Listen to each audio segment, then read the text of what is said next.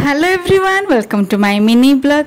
आज वीडियोटा स्टार्ट होता मोर ठाकुर पूजार देन आम करूँ ब्रेकफास्ट। आज ब्रेकफास्ट रे इटा उपमा आउटा बुट डाली तरकारी बहुत टेस्टी थिला। देन आम रेडी हो जाइलु।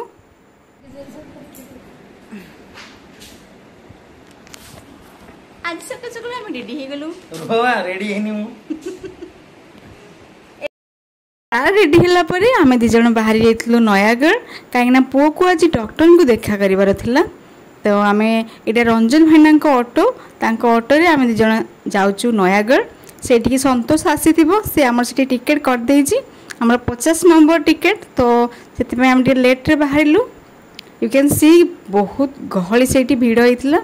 तो सार से लंच करने लंच रे आज भात आउ सार तो वेज रंजन भाईना नॉन वेज। तो एमती भाव आम लंचटा आज होता। देन आम घर को फेरी आसिक डिनर करूँ। आज डिनर रे रुटी एटा मिक्स भजा सार बन सकाल छतु तरकारी जो आम घरे लंच आज करूँ। तो सकाल छतु तरकारी खाइलु आउ अमृतभंडा भजा मोपाई सब हुए।